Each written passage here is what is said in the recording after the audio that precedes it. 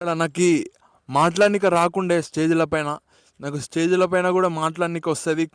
కాబట్టి నేను ఇప్పుడు ఫోన్‌లో మాట్లాడుతున్నానని చెప్పుకోవచ్చు.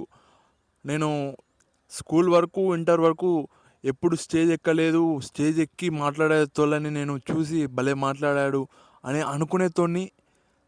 తర్వాత నాకీ స్టేజ్ పైకి ఎక్కి నేను ఇలా ఏదో ఒకటి మాట్లాడాను గూడా నేను. ఎప్పుడైతే ఫోన్‌లో మాట్లాడుతున్నానో చాలా ఇబ్బందులొచ్చాయి నాకైతే ఆ టైంలో.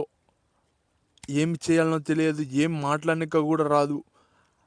అవి వదిలిపెడితే స్ స్కూల్లో, కాలేజ్‌లో వేరే వాళ్ళు స్పీచ్ ఇచ్చేది. ఏదైనా ఫంక్షన్‌లకి.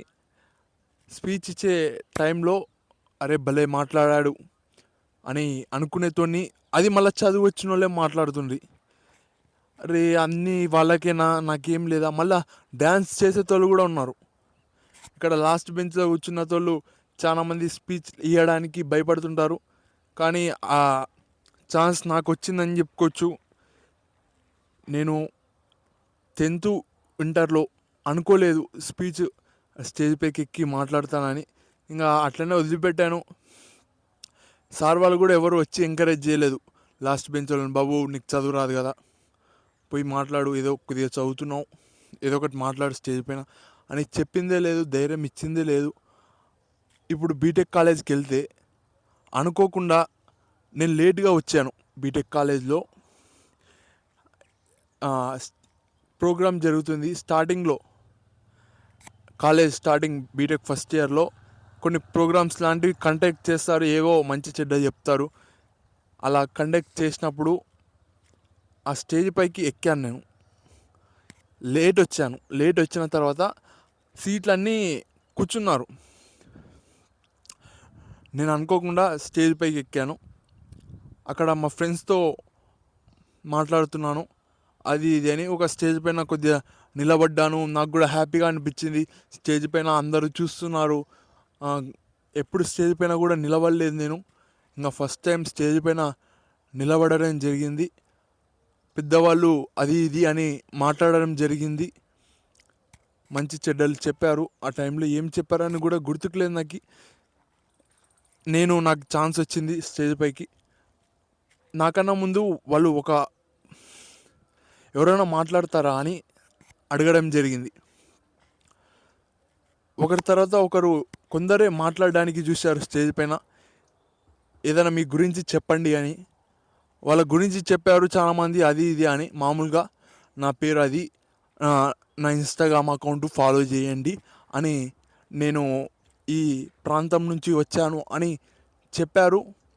అదే అట్లా కొందరే చెప్పారు. అందులో నాకు కూడా ఛాన్స్ సార్ నేను మాట్లాడతాను.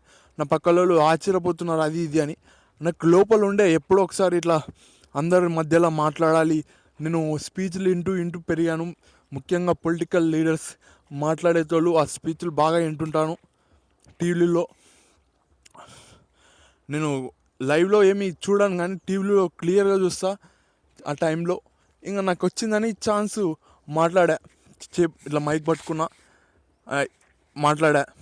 నా పేరు A for Anil. A for aeronautical. Watching serials like 'Karthika Deepam' అని మీకు మామూలుగానే చెప్పానట్టుగా కనపడుతుంది. కానీ ఆ టైంలో చెయ్యి వణికింది, కాలు వణికింది.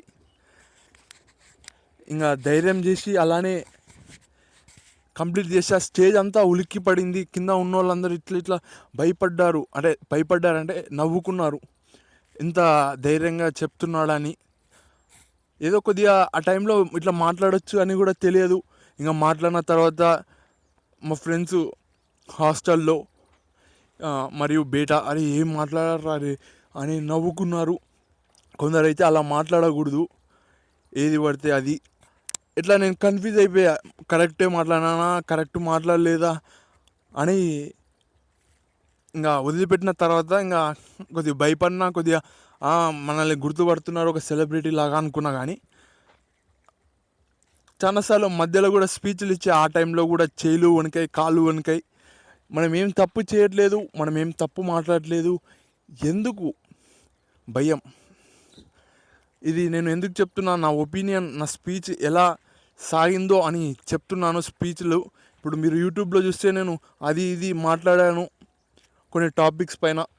అంత ధైర్యం వచ్చిందంటే ఆ రోజు ఆ సందర్భం జరగడం వల్ల ఒక మంచి జీవితమే మారేటట్టుగా ఉంది. స్టేజ్ పైకి ఎక్కి మాట్లాడాలంటే ఇప్పుడు మాట్లాడుతున్నానంటే అప్పటి నుంచి అలవాటైంది కాబట్టి ఇప్పుడు ఈజీగా మాట్లాడుతున్నాను. ఎవరైనా స్పీచ్లు రానోళ్ళు కూడా ఇది చెక్ చేసుకోండి. కొద్దిగా మీకు ఫస్ట్లో కొద్దిగా భయం వేస్తుంది. ఏదైనా మిస్టేక్ చేసాము, నేర్చుకోవాలి ఆ మిస్టేక్ నుంచి. ఇలా మీరు నేర్చుకుంటూ ఉండాలి. మీకు కూడా ఎవరైనా స్పీచ్ ఇచ్చేతోళ్ళకి పనికి రావచ్చు ఈ వీడియో. నాకు స్టార్టింగ్లో స్పీచ్ ఇచ్చేటప్పుడు ఏమేమి అయిందో